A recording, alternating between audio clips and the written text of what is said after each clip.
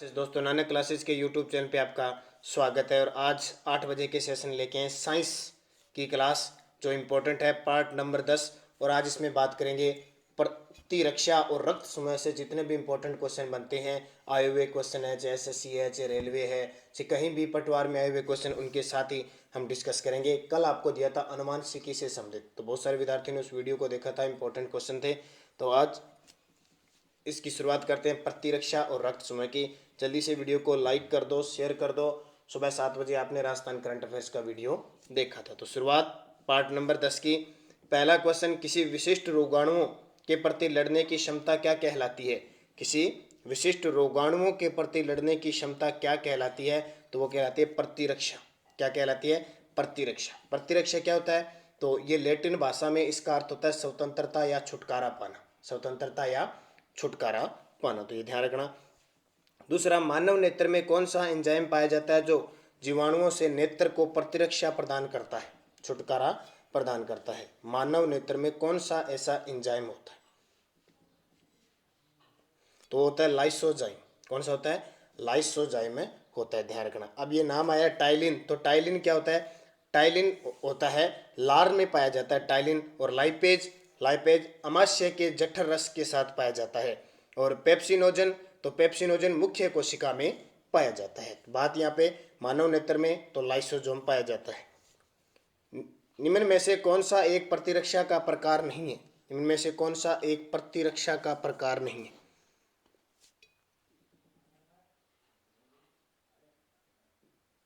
तो ये है IgH। यहाँ पे H है, ध्यान रखना, M की जगह, ये A की जगह H है। IgH है, वो प्रतिरक्षा का प्रकार नहीं है। अब ये Ig का मतलब क्या होता है? Ig का मतलब पूरा नाम होता है एक्यूनोग्लोबिक्यूलिन। एक्यूनोग्लोबिक्यूलिन इसका पूरा नाम होता है। प्रतिजन के प्रभाव से उत्पन्न होने वाले प्रोटीनीय प्रकृति के अणु, एंटीबॉडीज होते हैं, इन्हें एक्यूनोग्लोबिन Ig कहा जाता है, ध्यान रखना। वह एकमात्र ऐसी Ig जो प्लेसेंटा, माता के शरीर से शिशु तक को पार करती है। वह एक ऐसी Ig यानी इक्यूनोग्लोबिब्यूलिन, माता के शरीर से शिशु तक को पार करती है, प्लेसेंटा, तो वह IgG। IgG। अब ये 2-3 नाम आए हैं, जैसे IgM क्या होता है? तो यह प्रतिरक्ष, यह भ्रूण में सर्वप्रथम बनने वाली प्रतिरक्षी है। IgE क्या है? तो यह प्रतिरक्षी एलर्जी क्रियाओं में भाग लेती है। और IgA क्या होती है? एकमात्र प्रतिरक्षी है जो माँ के दूध में पाया जाता है, ध्यान रखना। IgA एकमात्र जो माँ के दूध में पाई जाती है। एंटीबॉडी और एंटीजन का परस्पर क्रिया करना क्या कहलाता है? एंटीजन और एंटीबॉडी का परस्पर क्रिया करना, तो एग्लूटेशन, एग्लूटिनेशन कहलाता है, ध्यान रखना। अब ये एंटीजन क्या होता है? इन्हें प्रतिजन भी कहते हैं, एंटीजन को प्रतिजन भी कहते हैं। इसमें रोगों से लड़ने की क्षमता प्राप्त होती है। इनका आणविक भार कम से कम 6000 डाल्टन होना चाहिए। एक है एंटीबॉडी। ये एंटीबॉडी क्या है? तो इन्हें प्रतिरक्षी कहते हैं। प्रतिरक्षी या एंटीबॉडी शरीर में किसी रोगजनक अथवा एंटीजन के प्रवेश करने के कारण शरीर की लिम्फोसाइट कोशिका द्वारा उत्पन्न ग्लाइकोप्रोटीन अणु को रोगजन के विरुद्ध कार्य करती है, इसे एंटीबॉडी कहते हैं। प्रतिरक्षा या एंटीबॉडी, प्रतिजन या एंटीजन, ध्यान रखना। कौन सी प्रतिरक्षा जो वायरस के संक्रमण के समय शरीर में उत्पन्न होती है? तो इंटरफेराल उत्पन्न होती है। नाम आया है एग्लूटिनेशन, तो ये क्या होता है? इसका अध्ययन सीरोलॉजी कहलाता है। और इंटरक्यूलिन, तो यह एक प्रोटीनीय पदार्थ है जो शरीर के अंदर प्रतिरक्षी अणु का निर्माण करती है। और विनम क्या होता है? तो यह जहरीले जीव के विषैले पदार्थ को कहते हैं। जहरीले जीव का जो विषैला पदार्थ होता है, जो जहर होता है, उसको विनम कहते हैं। और इंटरफेरॉन, ये बता दिया, वायरस के संक्रमण के समय शरीर में उत्पन्न होती है प्रतिरक्षा। प्रतिरक्षा यानी एंटीबॉडी।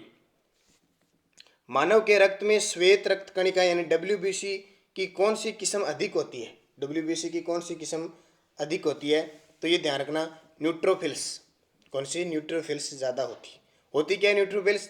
तो ये अत्यंत सक्रिय भक्षाणु की तरह कार्य करती है, कोशिका झिल्ली के आर पार निकल जाती है।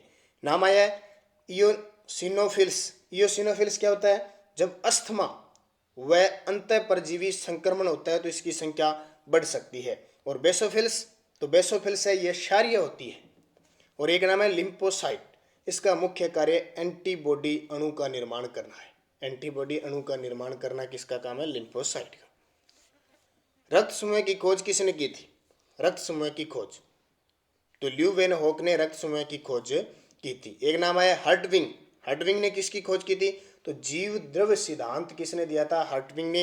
हेक्सले, हेक्सले ने जीव द्रव्य जीवन भौतिक का आधार है, ये सिद्धांत दिया था। जीव द्रव्य जीवन भौतिक का आधार है।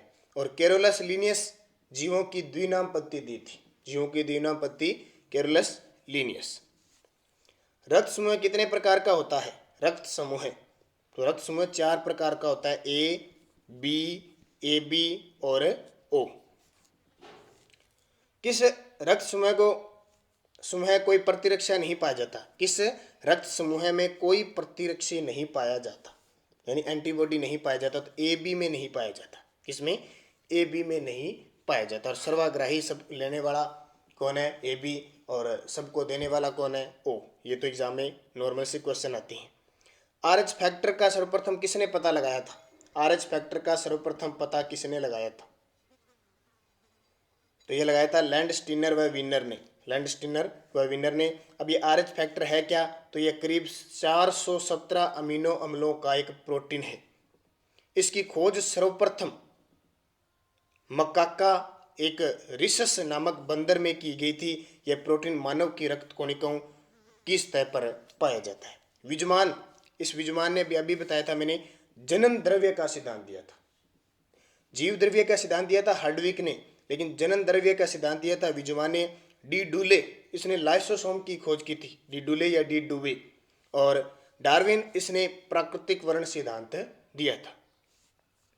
निम्न में से कौन सा आरएच कारक मानव में पाया जाता है? आरएच कारक मानव में पाया जाता है। ध्यान रखना, उपयुक्त सभी डी ई सी सारे के सारे मानव में पाए जाते हैं। किस रुधिर वर्ग में दोनों एंटीबॉडी पाए जाते हैं? एंटीबॉडी ने प्रतिरक्षी पाए जाते हैं किस रुधिर वर्ग में? तो ये ओ में पाए जाते हैं। किसमें? ओ में पाए जाते हैं। एंटीबॉडी का मुख्य कार्य इसके विरुद्ध होता है। एंटीबॉडी का कार्य किसके विरुद्ध होता है? तो संक्रमण के विरुद्ध होता है। अभी मैं आपको प्रतिरक्षी शुरुआत के क्वेश्चन में बता चुका हूं, संक्रमण से लड़ने के लिए। विश्व में सर्वाधिक मात्रा में पाया जाने वाला रक्त समूह है, सबसे ज्यादा रक्त समूह कौन सा पाया जाता है? तो विश्व की बात है तो बी पाया जाता है। ठीक है, बी रक्त समूह कितना? 35%। पूरे विश्व में देखें, ए रक्त समूह वाले लोग हैं 25%, ए बी रक्त समूह वाले हैं 10% और ओ रक्त समूह वाले हैं 30%। सबसे ज्यादा बी और उसके बाद में ओ आता है।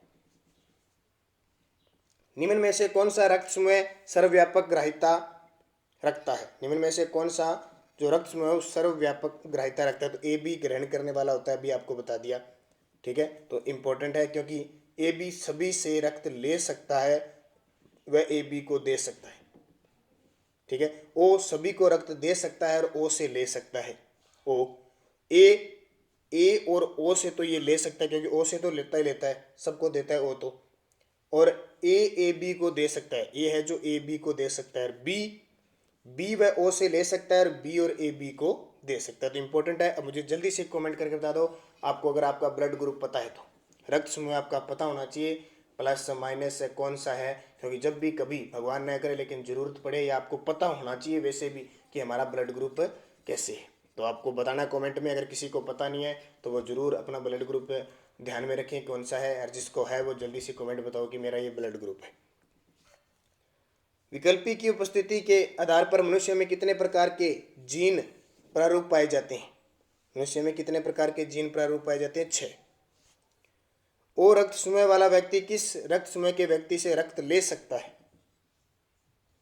ओ रक्त समूह वाला व्यक्ति किस रक्त समूह के व्यक्ति से रक्त ले सकता है? ध्यान रखना, ओ दे तो सभी को सकता है, लेकिन लेता सिर्फ ओ से ही है, खुद से ही लेता है, खुद वाले से ही। राष्ट्रीय प्रतिरक्षा संस्थान कहाँ स्थित है? राष्ट्रीय प्रतिरक्षा संस्थान कहाँ स्थित है? तो ये नई दिल्ली के अंदर स्थित है। 20 नंबर, मानव में निम्नलिखित अंगों में से कौन सा एक प्रतिरक्षी अनुक्रिया के प्रकाशन में शामिल नहीं होता?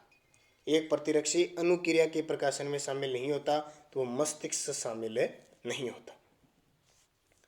यदि एक पिता का रक्त वर्ग ए है और माता का रक्त वर्ग ओ है तो बताइए उनके पुत्र का रक्त वर्ग कौन सा हो सकता है। ए है और माता का रक्त वर्ग ओ है तो बताइए कौन सा होगा, तो ओ होगा। कौन सा? ओ। अज्ञात रुधिर वर्ग का एक व्यक्ति दुर्घटनाग्रस्त होने पर उसे रक्तदान की जरूरत पड़ती है तो अस्पताल में आसानी से उपलब्ध निम्नलिखित रुधिर वर्गों में से किसका एक चयन सुरक्षित होगा। तो जाहिर सी बात है किसका होगा, ओ का। और ओ कौन सा? RH नेगेटिव वाला, RH नेगेटिव वाला होगा। कोई बी प्रकार के रुधिर वाला व्यक्ति किसी आकस्मिक संकट में है, किस प्रकार के रुधिर व्यक्ति को रुधिर दान कर सकता है। कोई बी प्रकार के रुधिर वाला व्यक्ति किसी आकस्मिक संकट में है, किस प्रकार के रुधिर वाले व्यक्ति को रुधिर दान कर सकता है, तो ए बी व बी, ए बी व बी वाले को। अंगदान दिवस कब मनाया जाता है? अंगदान, तो ध्यान रखना 13 अगस्त को अंगदान दिवस मनाया जाता है। 1 अक्टूबर को राष्ट्रीय रक्तदान दिवस मनाया जाता है और 21 मार्च को विश्व वानिकी दिवस बनाया जाती है। 7 मार्च को विश्व स्वास्थ्य दिवस बनाया जाता है और 14 जून को विश्व रक्तदान दिवस बनाया जाता है। ध्यान रखना, राष्ट्रीय रक्तदान दिवस तो 1 अक्टूबर को, विश्व रक्तदान दिवस 14 जून को और अंगदान दिवस 13 अगस्त को। तो वीडियो अच्छा लग रहा है तो फटाफट थंबनेल करो सारे विद्यार्थी और लाइक करो फटाफट। सुबह 7 बजे आपको राजस्थान करंट अफेयर्स और शाम 9 बजे आपको क्लास मिलती है राजस्थान जीके की। 1 यूनिट में रक्त की मात्रा होती है तो 350 ml। 1 यूनिट में जो रक्त की मात्रा होती है वो 350 ml होती है। संतानों की भ्रूण अवस्था में माता के गर्भाशय के अंदर ही रक्त का थक्का बनने से मृत्यु हो जाती है तो इस रोग को क्या कहते हैं। संतानों की भ्रूण अवस्था में माता के गर्भाशय के अंदर ही रक्त का थक्का बनने से मृत्यु हो जाती है, उस रोग को कहते हैं इरिथ्रोब्लास्टोसिस फिटेलिस। इरिथ्रोब्लास्टोसिस फिटेलिस रोग इसको कहा जाता है। इसे क्या, गर्भ रक्ताणु को रक्तता रोग भी कहते हैं। इसमें इरिथ्रो का मतलब होता है लाल रुधिर कणिकाएं और प्लास्टोसिस का मतलब होता है लाल रुधिर कणिकाओं का ब्लास्ट और फिटेलिस का मतलब होता है नवजात भ्रूण। रक्त रक्ताणु रोग कारकता रोग तब होता है, गर्भ रक्ताणु कोरकाकता रोग कब होता है। गर्भ रक्ताणु कोरकता रोग कब होता है, जब पिता RH पॉजिटिव और माता RH नेगेटिव होती है, यानी RH प्लस और माता RH तब रोग होता है। 28 नंबर, रक्त को जमने से रोकने के लिए उसमें क्या मिलाया जाता है। रक्त को जमने से रोकने के लिए ध्यान रखना उपयुक्त सभी सोडियम सिट्रेट, फास्फेट और ये सारे के सारे बनाए जाते हैं। EDAT क्या होता है, ethylene di amine tetra acetic acid होता है। ध्यान रखना।